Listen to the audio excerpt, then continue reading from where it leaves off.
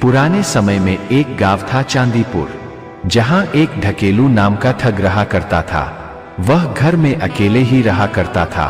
वह आसपास के गांवों से कुछ ठग कर लाता और उसे फिर बैठकर महीनों खाता। पैसे खत्म हो जाने पर फिर ठगी को निकलता और 1-2 दिन बाद फिर किसी ना किसी को ठग कर आ जाता। धीरे धीरे उसके चर्चे आसपास के गांवों तक फैल गए थे। लोग अब धीरे धीरे ढकेलू से सावधान रहने लगे थे। आसपास के गांव के लोग जल्दी उसके जाल में नहीं फंसते थे, तो उसे अब मुश्किल होने लगी थी। अकेले का भी खर्चा नहीं उठा पा रहा था और काम नहीं करने की आदत तो उसके पिछली 3 पीढ़ियों से चली आ रही थी। जब उसके गांव के लोग कहा करते कि ढकेलू, अपनी बाप दादा की चली आ रही आदत को बदलो और कुछ काम धंधा कर लिया करो, तो ढकेलू जवाब देता कि काम धंधा करना मूर्खों का काम है। चालाक लोग मूर्खों के धन को चालाकी से खाते हैं।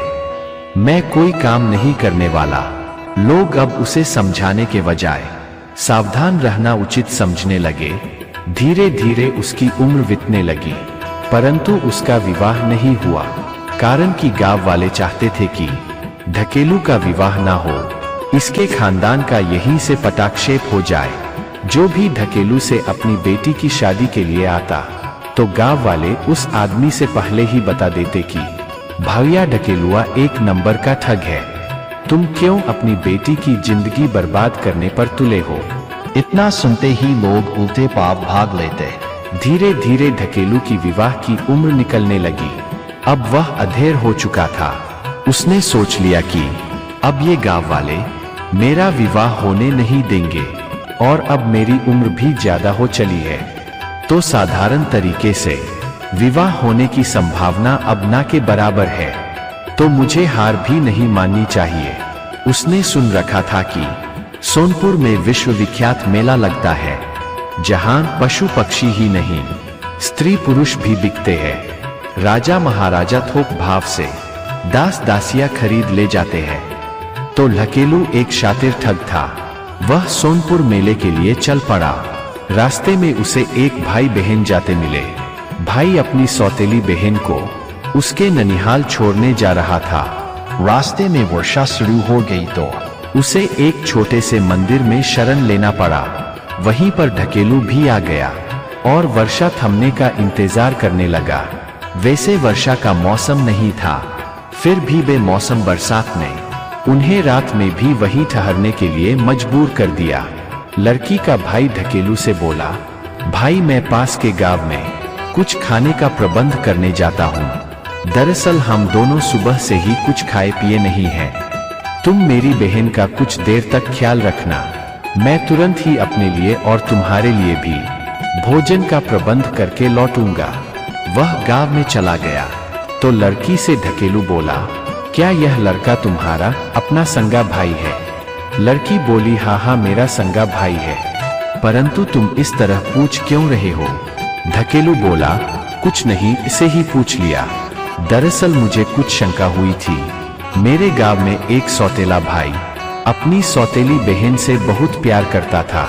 एक दिन बहन को उसके ननिहाल छोड़ने गया था, परंतु ननिहाल में ना ले जाकर उसे सोनपुर मेला में बेच दिया।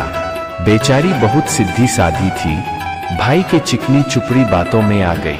पता नहीं उसे कोठे वाले खरीद ले गए कि कोई राजा महाराजा दासी के रूप में ले गया, या कोई बूढ़ा उसे पत्नी बनाने के लिए खरीद ले गया। जमाना बड़ी खराब है, यहाँ भाई बहन के भी नहीं होते। इतना सुन लड़की के मन में शंका होने लगी कि सौतेला भाई चाहता तो मुझे वर्षा में भीगते हुए भी ननिहाल ले गया होता। उसे बीच रास्ते रुकने की क्या जरूरत थी? उसके मन में क्या है कौन जानता है। अगर मुझे बेच दिया तो बेमौत मारी जाऊंगी। मैं किसी गरीब के साथ एक रोटी खाकर गुजारा कर लूंगी, परंतु बिकने तो नहीं जाऊंगी। उसे लगने लगा कि सौतेली माँ ने साजिश के तहत भाई से मुझे बेचने के लिए भेजवाया है। भला हो इस आदमी का जो समय रहते बता दिया। वह ढकेलू से बोली, दरअसल यह मेरा भाई सौतेला भाई है। क्या तुम्हें लगता है कि मेरा भाई भी मुझे बेच सकता है? ढकेलू बोला, पूरी गारंटी है कि तुम्हें बेचेगा। लड़की घबराकर बोली कि मैं तुम्हारे साथ भी जिंदगी बिताने को तैयार हूँ, तुम मुझे बिकने से बचा लो। ढकेलू बोला, काम तो बहुत कठिन है, परंतु नेक काम में आदमी को जान की भी परवाह नहीं करनी चाहिए। तुम रात में सोना नहीं, हम आधी रात को चुपके से यहाँ से भाग चलेंगे। थोड़ी देर में लड़की का भाई आ गया, वह साथ में खाना लेकर आया था। तीनों ने खाना खाया और सो रहे। ढकेलू बोला, भाई हमारे साथ एक लड़की भी है, इस बात का ख्याल रखना है। लड़की को सोने देते हैं और आधी रात तक मैं सोता हूँ, उसके बाद तुम सो जाना। लड़की का भाई बोला, रास्ते में मिले आदमी ही एक दूसरे का मित्र होते हैं, तुम एक भला आदमी हो, अब तुम सो जाओ, मैं जागता हूँ। आधी रात होने पर लड़की के भाई ने ढकेलू को जगाया और खुद सो गया। लड़की तो डर के मारे सोई ही नहीं थी। जब ढकेलू को विश्वास हो गया कि वह सो गया है, तो लड़की को साथ भागने का इशारा किया। दोनों वहां से भागकर चांदीपुर आ गए। ढकेलू को किसी भी तरह, बूढ़ी हो या नई, एक पत्नी चाहिए थी। ढकेलू ने उस लड़की से विवाह कर लिया। उस स्त्री से ढकेलू को 2 साल में ही 2 पुत्र हो गए, मगर तीसरे साल तीसरे पुत्र को जन्म देने से पहले ही वह स्त्री चल बसी, अर्थात जच्चा बच्चा दोनों की मौत हो गई। दोनों बच्चों की लालन पालन की जिम्मेवारी ढकेलू पर आ पड़ी। ढकेलू ने उन्हें पाल पोष कर बड़ा कर दिया। दोनों अब सयाने हो चले थे। उसने अपने पिता के सारे गुण सीख लिए थे, ठगी में माहिर हो गए थे। वे इतना माहिर हो गए थे कि हीरापुर की जमींदारनी से एक सोने के सिक्कों से भरा सोने का कलश ही ठग कर ले आए थे। ठग अपने बेटों से काफी खुश था कि बेटे हमारे रास्ते पर चल पड़े हैं, हमारी पीढ़ी बुढ़ेगी नहीं बल्कि दौड़ेगी। ढकेलू ने उस सोने के कलश को अपने चारपाई के नीचे छुपा लिया था। चूंकि वह बूढ़ा हो चुका था, बहुत बड़ी ठगी नहीं कर सकता था, परंतु लड़कों को रोज नया नया तरकीब सिखाता था। अपने बेटों से बोला कि चलो हम तुम्हें आज कुछ नया सिखाएंगे। अपने बेटों के साथ गांव से बाहर एक पगडंडी पर आ गया और बेटों से बोला कि किसी पशु की ठगी कैसे करते हैं, आज तुम्हें सिखाऊंगा। संयोग से मोतीपुर का एक ग्वाला अपनी एक गाय मेला में बेचने के लिए ले जा रहा था। ढकेलू बोला, देखो वो जो आदमी गाय लेकर आ रहा है, देखो हम उसे कितनी आसानी से ठग लेते हैं। तुम लोग अब दूर दूर फैल जाओ और उससे एक ही बात बोलना कि कहाँ से आ रहे हो, कहाँ जा रहे हो, और गाय बेचने को कहे तो गाय की कीमत उसे 7 रुपए से अधिक मत बताना। उसके पास आने पर ढकेलू बोला, भाऊया कहाँ से आ रहे हो, आओ थोड़ा आराम कर लो। ग्वाला बोला, नहीं भाई, मैं आराम नहीं कर सकता, मुझे खिचडुपुर मेला में गाय बेचने जाना है। ठहर गया तो मेला पहुंचने में विलंब हो जाऊंगा। मेला में आए व्यापारी लौट जाएंगे तो मेरी गाय को खरीदेगा कौन? ढकेलू बोला, अब कोई खरीदेगा भी नहीं, क्योंकि हम मेला से आ रहे हैं। मेला में पशुओं के गोबर के अलावा कुछ नहीं बचा है। अब ना तो मेला में कोई क्रेता है ना विक्रेता है। तुम धूल फाकते जाओगे और भूल फाकते आओगे। ग्वाला बोला, तो अब मैं क्या करूं? ढकेलू बोला, करना क्या है, गाय हमें ही बेच दो।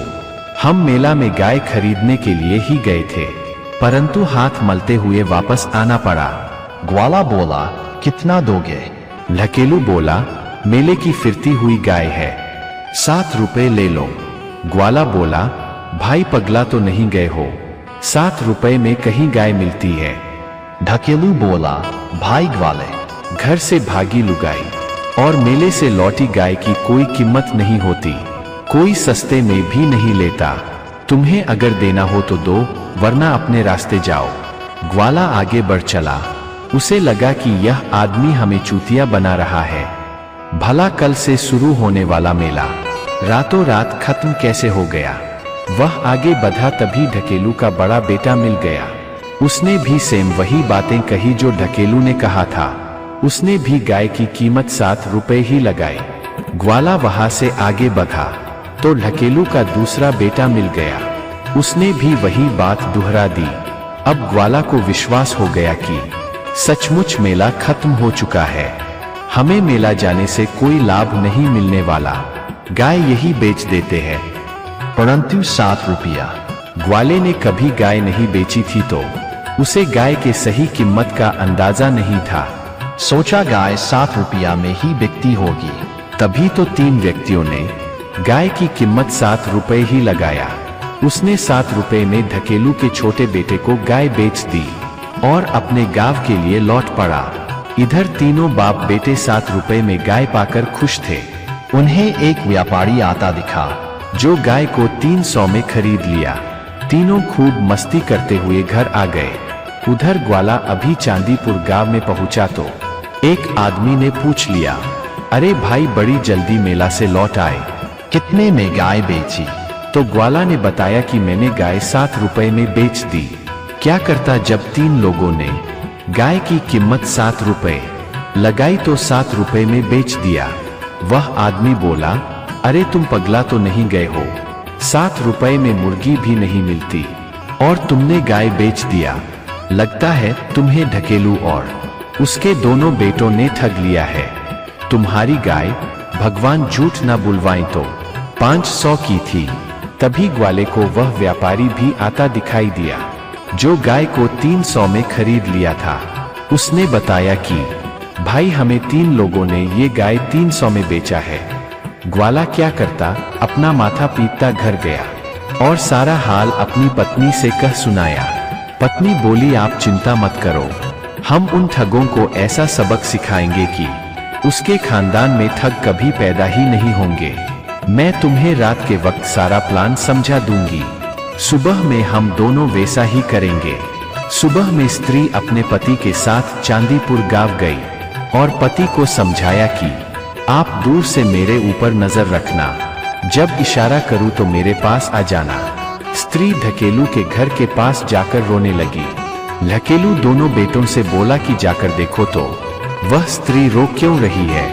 अगर उसके पति ने खदेड़ा होगा तो उस स्त्री को प्यार से मेरे पास ले आओ। दोनों जब स्त्री के पास गए और पूछे कि तुम रो क्यों रही हो, क्या तुम्हारे पति ने घर से निकाल दिया है?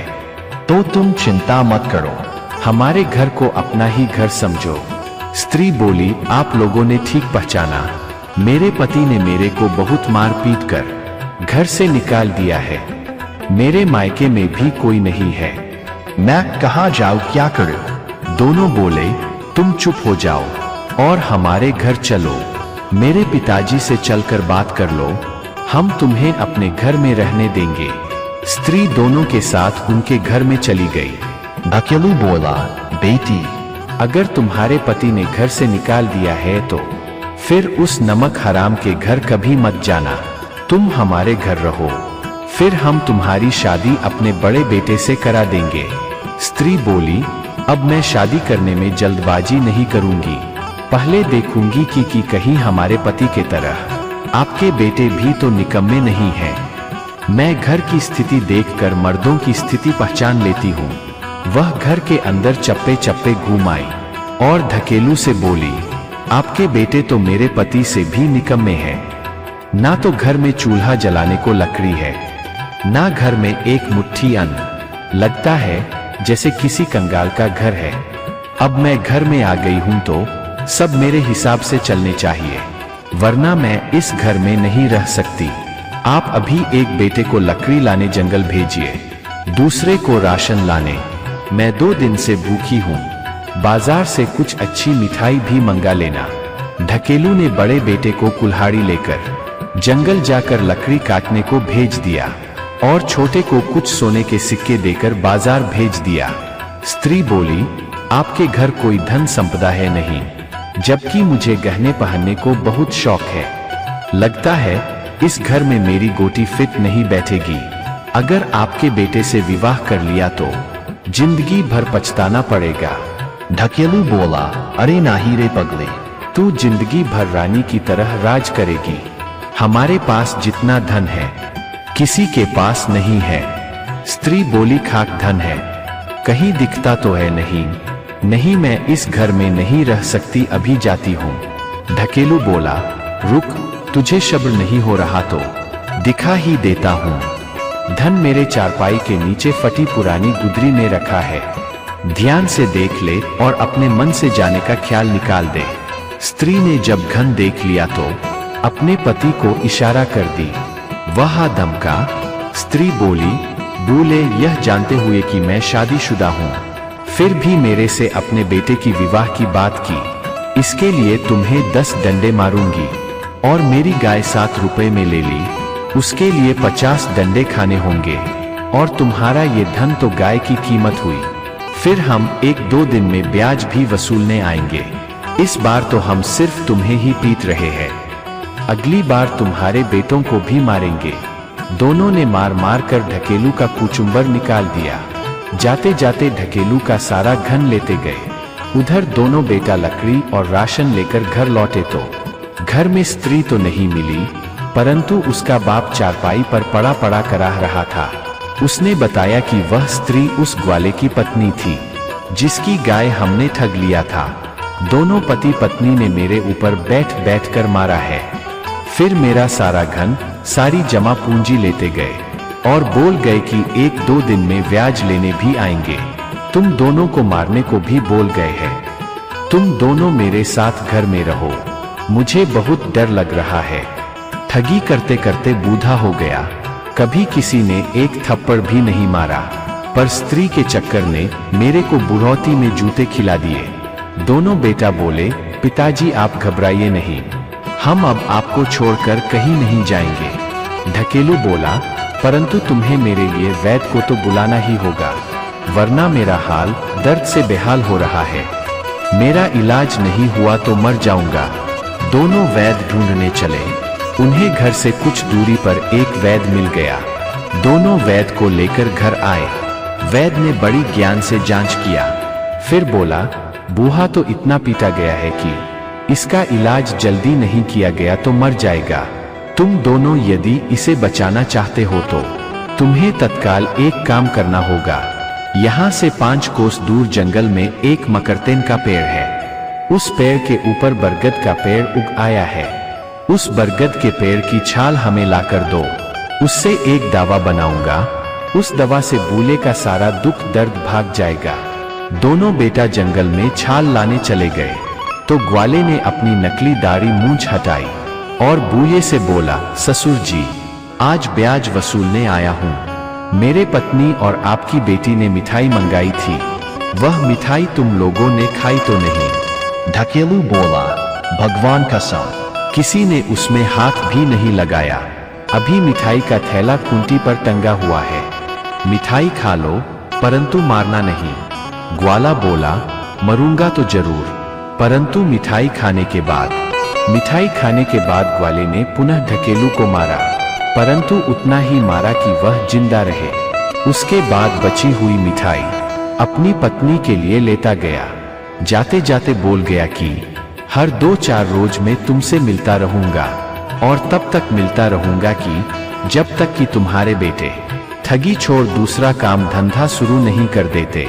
ठग के दोनों बेटा जब जंगल से छाल लेकर आए तो लकेलू ने बताया कि बेटा वह वैद्य नहीं था, वह ग्वाला ही था। वह मिठाई भी खा गया, उसके बाद मुझे मारा। फिर बची मिठाई लेता गया और बोल गया कि तुमसे मिलता रहूंगा जब तक कि तुम्हारे बेटे ठगी छोड़ नहीं देते। ठग के बेटे बोले, पिताजी आप घबराइए नहीं, हम ग्वाले को बहुत मारेंगे। ढकेलू बोला, बेटा तुम लोग जब मरोगे तब मरोगे, वह रोज मेरी हड्डियां तोड़ रहा है। अब उसके पास इतना धन हो गया है कि उसे जिंदगी भर और कोई काम ही नहीं है। अगर उसके पास कुछ काम है तो रोज किसी ना किसी तरह मुझे मारना। इसके बाद वह तुम दोनों को भी नहीं छोड़ने वाला, क्योंकि उसे अब रोजी रोटी तो कमाना नहीं। वह हमें मारते मारते इतना रीठ ना हो जाए कि हम सबको मार डाले। इससे पहले तुम लोग ठगी छोड़ कोई काम तलाश लो। लकेलू के बेटे बोले, पिताजी हम भी कोई कम नहीं, हम ग्वाले के घर जाएंगे और उसके बीवी बच्चों को पीट कर आएंगे। ढकेलू बोला, बेटे ऐसी गलती मत करना, उसकी स्त्री अपने पति से भी खतरनाक है। लकेलू के बेटों ने अपने पिता की बात नहीं मानी और ग्वाले के घर पहुंच गए। घर में एक मोटी स्त्री थी। उसी से ग्वाले के विषय में पूछे तथा धमकी दिए कि हम ग्वाले को मार डालेंगे, उसकी बीवी बच्चों को नहीं छोड़ेंगे। फिर क्या था, वह मोटी औरत दोनों को पटक कर उसके ऊपर बैठ गई। वह कोई थुलथुल तोंद वाली मोटी नहीं थी, बल्कि पहलवान थी। वह अपनी भाभी से बोली, भाभी तुम खेत पर काम करके आओ, तब तक भाई और तुम्हारे आने तक दोनों को कुर्सी का काम लेती हूँ। दोनों उसके भार से मारे जा रहे थे। बोले, बहन जी हमें माफ कर दो, हम जिंदगी में कोई ठगी या चोरी नहीं करेंगे। वह स्त्री ग्वाले की छोटी बहन थी। वैसी उसकी और भी 2 बहनें थी जो उस वक्त घर पर नहीं थी। दोनों ठग मरते मरते बाल बाल बच गए थे, परंतु यह अकेली ही कचूमर निकाल रही थी। वह दोनों से बोली, अब जब मुझे बहन बोले हो तो छोड़ ही देती हूँ। परंतु छोटी बहन को कुछ खर्चे दिए जाते हैं। दोनों रुनवासा हो बोले, बहन जी हमारे पास कुछ नहीं है। तब ग्वाले की बहन बोली, अरे ऐसे कैसे कुछ नहीं है, तुम्हारे हाथ है पैर है, उसी में से एक एक तोड़ देती हूँ। और उसने दोनों के एक एक पैर तोड़ डाले। शाम में लंगड़ाते हुए ढकेलू के दोनों बेटा उसके पास पहुंचे तो ढकेलू रो पड़ा, बोला हमने तुम दोनों को मना किया था पर माने नहीं। अक्ल आई परंतु एक एक पैर तोड़वाकर। उसके बाद तीनों ठगों ने ना तो कभी ठगी की, ना ही कभी ग्वाला